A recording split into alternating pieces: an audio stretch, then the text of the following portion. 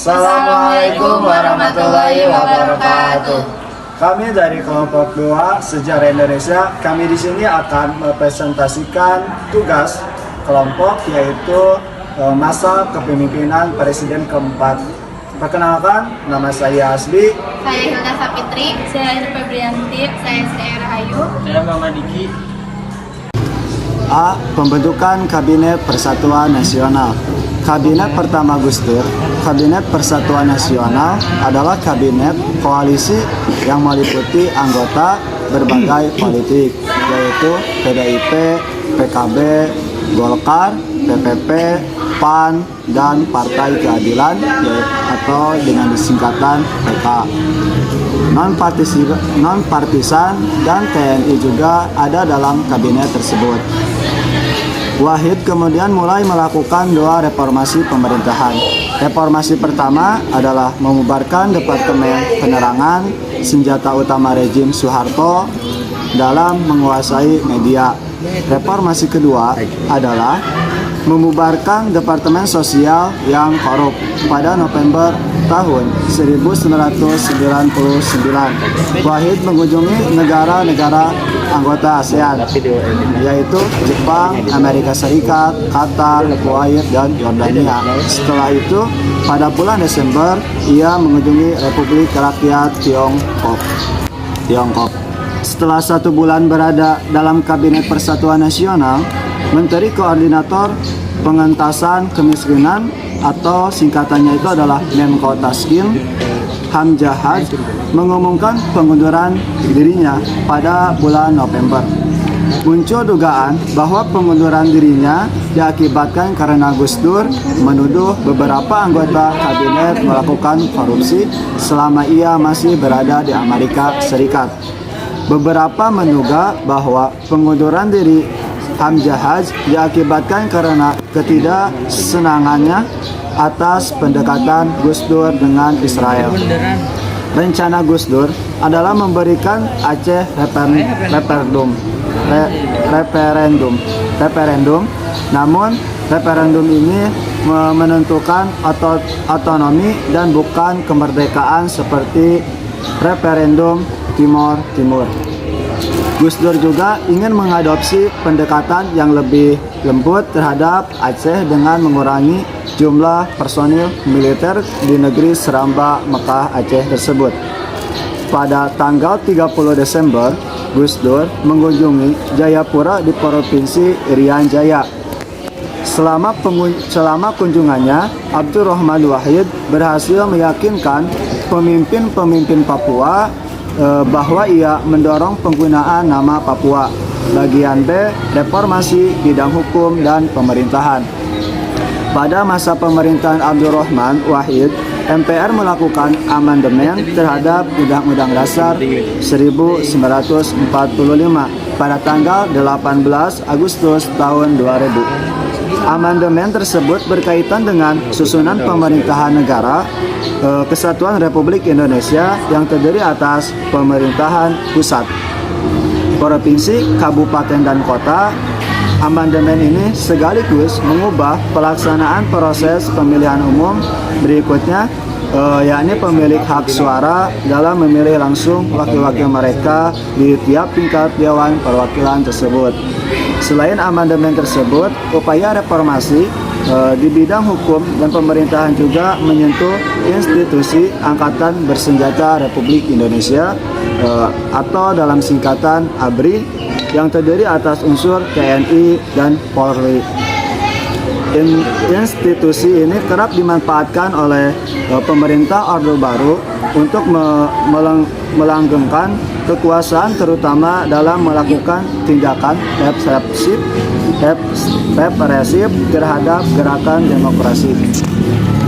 Pemisahan TNI dan Polri juga merupakan upaya untuk mengembalikan fungsi masing-masing unsur tersebut. TNI dapat memfokuskan diri dalam menjaga kedaulatan wilayah Republik Indonesia dari ancaman kekuatan asing. Sementara Polri dapat lebih berkonsentrasi dalam menjaga keamanan dan ketertiban. Masalah lain yang menjadi pekerjaan rumah pemerintahan Presiden Abdurrahman Wahid adalah upaya untuk menyelesaikan berbagai kasus KKN yang dilakukan pada masa pemerintahan Orde Baru. Berbagai kasus KKN tersebut kembali dibuka pada tanggal 6 Desember tahun 1999 dan terfokus pada apa yang telah dilakukan oleh mantan Presiden Soeharto dan keluarganya. Namun dengan alasan kesehatan, proses hukum tersebut terhadap Soeharto belum dapat dilanjutkan. Kendati proses hukum belum dapat dilanjutkan, Kejaksaan Agung menetapkan mantan Presiden Soeharto menjadi tahanan kota dan dilarang berpergian ke luar negeri. Pada tanggal 3 Agustus tahun 2000, Soeharto ditetapkan sebagai terdakwa terkait beberapa yayasan yang dipimpinnya. Pencapaian lain pemerintahan Abdurrahman Wahid adalah pemulihan hak minoritas keturunan Tionghoa untuk menjalankan keyakinan mereka yang beragama Konghucu melalui keputusan Presiden nomor 6 tahun 2000 mengenai pemulihan hak-hak sipil penganut agama Konghucu. Pada masa pemerintahannya, Presiden Abdurrahman Wahid berupaya mengurangi campur tangan negara dalam kehidupan umat beragama.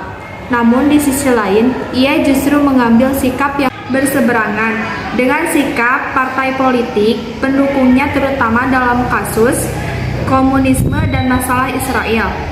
Sikap Presiden Abdurrahman Wahid yang cenderung mendukung pluralisme dalam masyarakat termasuk dalam kehidupan beragama dan hak-hak kelompok minoritas merupakan salah satu titik awal munculnya berbagai aksi penolakan terhadap kebijakan dan gagasan-gagasannya. Dalam kasus komunisme, Presiden Abdurrahman Wahid melontarkan gagasan kontroversial, yaitu gagasan untuk mencabut PAP MPRS nomor 25 tahun 1966 tentang larangan terhadap Partai Komunis Indonesia dan penyebaran Marxisme dan Leninisme. Gagasan tersebut mendapat tantangan dari kalangan Islam, termasuk Majelis Ulama Indonesia dan tokoh-tokoh organisasi, massa dan partai politik Islam. Berbagai reaksi tersebut membuat Presiden Abdurrahman Wahid mengurungkan niatnya untuk membawa rencana dan gagasannya ke sidang tahunan MPRN tahun 2000. Selain masalah komunisme, benturan Presiden Abdurrahman Wahid dengan organisasi, massa dan partai politik Islam yang notabene justru menjadi pendukungnya saat ia terpilih menjadi presiden adalah gagasannya untuk membuka hubungan dagang dengan Israel. Gagasannya tersebut mendapat tantangan keras mengingat Israel adalah negara yang menjajah dan telah banyak melakukan tindakan pelanggaran hak asasi manusia terhadap warga Palestina yang mayoritas beragama Islam. Membuka hubungan dagang dengan Israel sama saja dengan melanggar apa yang tertuang dalam pembukaan Undang-Undang tahun 1945 yang menjelaskan bahwa Indonesia merupakan negara yang menyerukan agar penjajahan di atas dunia dihapuskan. C. Reformasi di bidang militer. Dari jabatan Menteri Koordinator Bidang Politik dan Keamanan, Gus Dur melihat Wiranto sebagai halangan terhadap rencana reformasi militer dan juga karena tuduhan pelanggaran HAM di Timor Timur terhadap Wiranto. Ketika Gus Dur kembali ke Jakarta, Wiranto berbicara dengannya dan berhasil meyakinkan Gus Dur agar tidak menggantikannya. Namun, Gus Dur kemudian mengubah pikirannya dan memintanya mundur. Pada April tahun 2000, Gus Dur memecat Menteri Negara Perindustrian dan Perdagangan Yusuf Kala dan Menteri Negara BUMN Laksamana Soekardi. Alasan yang diberikan Wahid adalah bahwa keduanya terlibat dalam kasus korupsi, meskipun Gus Dur tidak pernah memberikan bukti yang kuat. Hal ini memperburuk hubungan Gus Dur dengan Golkar dan PDIP. dalam usaha mereformasi militer dan mengeluarkan militer dari ruang sosial politik. Gus Dur menemukan sekutu, yaitu Agus Wirahadikusuma yang diangkatnya menjadi Panglima Kostrad pada bulan Maret. Pada Juli tahun 2000, Agus mulai membuka skandal yang melibatkan Dharma Putra, yayasan yang memiliki hubungan dengan Kostrad melalui Megawati. Anggota TNI mulai menekan Wahid untuk mencopot jabatan Agus. Gus Dur mengikuti tekanan tersebut, tetapi berencana menunjuk Agus sebagai Kepala Staf Angkatan Darat. Petinggi TNI merespon dengan mengancam untuk pensiun, sehingga Gus Dur kembali harus menurut pada tekanan. Hubungan Gus Dur dengan TNI semakin memburuk ketika Laskar Jihad tiba di Maluku dan dipersenjatai oleh TNI. Laskar Jihad pergi ke Maluku untuk membantu orang Muslim dalam konflik dengan orang Kristen. Wahid meminta TNI menghentikan aksi Laskar Jihad, tetapi mereka tetap berhasil mencapai Maluku dan mempersenjatai oleh senjata TNI. D. Kejatuhan pemerintahan Presiden Abdurrahman Wahid. Kejatuhan pemerintahan Presiden Abdurrahman Wahid tidak terlepas dari akumulasi berbagai gagasan dan keputusannya yang kontroversial dan mendapat tantangan keras dari berbagai organisasi massa dari partai politik Islam yang semula mendukungnya, kecuali NU dan PKB. Keduanya merupakan pendukung setia Presiden Abdurrahman Wahid hingga akhir masa pemerintahannya. Selain gagasannya yang kontroversial mengenai pencabutan TAP MPRS, mengenai pelanggaran komunisme, dan gagasan pembukaan hubungan dagang dengan Israel, hubungan Presiden Abdurrahman Wahid dengan DPR dan bahkan dengan beberapa menteri dalam kabinet pemerintahannya terbilang tidak harmonis. Penyebab ketidakharmonisan tersebut berawal dari seringnya Presiden memberhentikan dan mengangkat menteri tanpa memberikan keterangan yang dapat diterima oleh DPR. Pemberhentian Laksamana Soekardi sebagai Menteri Negara Penanaman Modal dan Yusuf Kala sebagai Menteri Perindustrian dan Perdagangan bahkan menyebabkan DPR mengajukan hak interpelasinya. Kepercayaan masyarakat terhadap Presiden Abdurrahman Wahid dan jajaran pemerintahannya semakin menipis seiring dengan adanya dugaan bahwa Presiden terlibat dalam pencairan dan penggunaan dana Yayasan Dana Kesejahteraan Karyawan atau Yanatera, Bulog sebesar 35 miliar rupiah, dan dana bantuan Sultan Brunei Darussalam sebesar 2 juta dolar Amerika. DPR akhirnya membentuk panitia khusus atau pansus untuk melakukan penyelidikan keterlibatan Presiden Abdurrahman Wahid dalam kasus tersebut. Pada 1 Februari 2001, DPR menyetujui dan menerima hasil kerja pansus.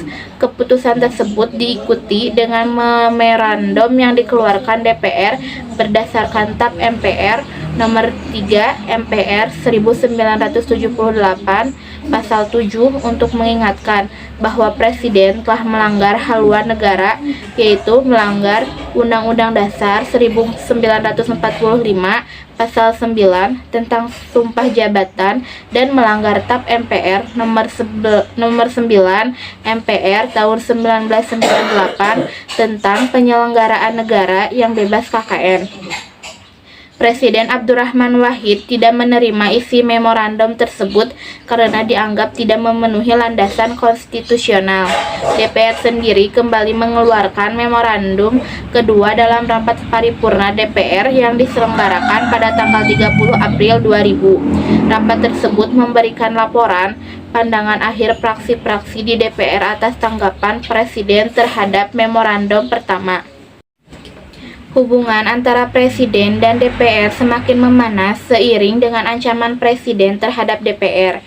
Jika DPR melanjutkan niat mereka untuk menggelar sidang istimewa MPR, maka Presiden akan mengumumkan keadaan darurat, mempercepat pemilu, yang bermakna pula akan terjadi pergantian anggota DPR dan memerintahkan TNI dan Polri untuk mengambil tindakan hukum terhadap sejumlah orang tertentu yang dianggap menjadi tokoh yang aktif menyudutkan pemerintah. Situasi ini juga meningkatkan ketegangan para pendukung presiden dan pendukung sikap DPR di tingkat akar rumput. Ribuan pendukung presiden, terutama yang tinggal di kota-kota di Jawa Timur, melakukan aksi menentang diadakannya sidang istimewa MPR yang dapat menjatuhkan Abdurrahman Wahid dari kursi kepresidenan. Aksi ini berujung pada pengrusakan dan pembakaran berbagai fasilitas umum dan gedung termasuk kantor cabang milik sejumlah partai politik dan organisasi massa yang dianggap mendukung DPR untuk mengadakan sidang istimewa MPR. 2 hari menjelang pelaksanaan sidang paripurna DPR, Kejaksaan Agung mengumumkan bahwa hasil penyelidikan kasus skandal keuangan Yayasan Yanatera Bulog dan sumbangan Sultan Brunei yang diduga melibatkan Presiden Abdurrahman Wahid tidak terbukti. Hasil akhir pemeriksaan ini disampaikan Jaksa Agung Marzuki Darusman kepada pimpinan DPR tanggal 28 Mei 2001. Ketegangan antara pendukung presiden dan pendukung diselenggarakannya sidang istimewa MPR tidak menyurutkan niat DPR untuk menyelenggarakan sidang istimewa MPR. Presiden sendiri menganggap bahwa landasan hukum memorandum kedua belum jelas. DPR akhirnya menyelenggarakan rapat paripurna untuk meminta MPR mengadakan sidang istimewa MPR. Pada tanggal 21 Juli 2001, MPR menyelenggarakan sidang istimewa yang dipimpin oleh Ketua MPR Amin Rais. Di sisi lain, Presiden Abdurrahman Wahid menegaskan bahwa ia tidak akan mundur dari jabatan presiden dan sebaliknya, menganggap bahwa sidang istimewa tersebut melanggar tata tertib MPR, sehingga tidak sah dan ilegal. Menyadari posisinya yang terancam, Presiden selanjutnya mengeluarkan maklumat Presiden pada tanggal 22 Juli 2001. Maklumat tersebut selanjutnya disebut Dekret Presiden. Secara umum, dekret tersebut berisi tentang pembekuan MPR dan DPR Republik Indonesia, mengembalikan kedaulatan ke tangan rakyat dan mempersiapkan pemilu dalam waktu 1 tahun dan menyelamatkan gerakan reformasi dan hambatan unsur-unsur Orde Baru sekaligus pembekuan Partai Golkar sambil menunggu keputusan Mahkamah Agung. Namun, isi dekret tersebut tidak dapat dijalankan, terutama karena TNI dan Polri yang dipemerintahkan untuk mengamankan langkah-langkah penyelamatan tidak melaksanakan tugasnya. Seperti yang dijelaskan oleh Panglima TNI Widodo AS, sejak Januari 2001, baik TNI maupun Polri konsisten untuk tidak melibatkan diri dari politik praktis. Sikap TNI dan Polri tersebut turut memuluskan jalan bagi MPR untuk kembali menggelar sidang istimewa dengan agenda pemandangan umum praktis-praktis atas pertanggungjawaban Presiden Abdurrahman Wahid yang dilanjutkan dengan pemungutan suara untuk menerima atau menolakkan rancangan ketetapan MPR nomor 2 MPR 2001 tentang pertanggungjawaban Presiden Abdurrahman Wahid dan rancangan ketetapan MPR nomor 2 MPR 2001 tentang penetapan Wakil Presiden Megawati Soekarno Putri sebagai Presiden Republik Indonesia. Seluruh anggota MPR yang hadir menerima 2 ketetapan tersebut. Presiden dianggap telah melanggar haluan negara karena tidak hadir dan menolak untuk memberikan pertanggungjawaban dalam sidang istimewa MPR, termasuk penerbitan maklumat Presiden Republik Indonesia.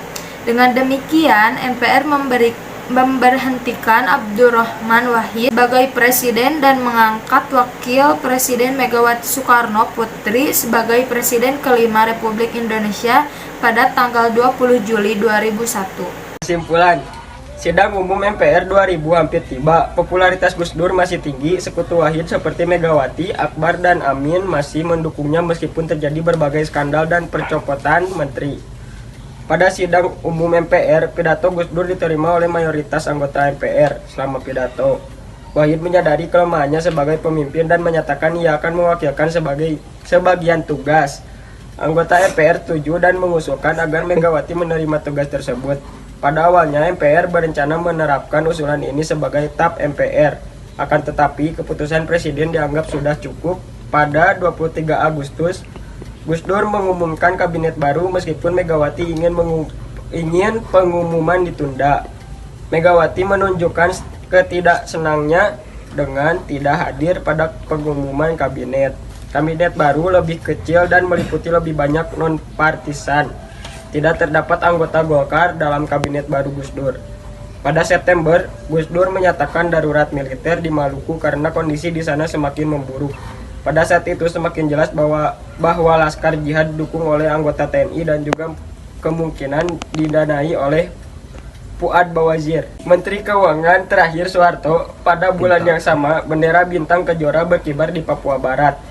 Gus Dur memperbolehkan bendera bintang kejora dikibarkan asalkan berada di bawah bendera Indonesia 49. Sekian uraian materi tentang Presiden keempat. Bila mana ada kesalahan dan kekurangannya, mohon maaf. Wabillahi taufiq wal hidayah. Wassalamualaikum warahmatullahi wabarakatuh. Ada itu.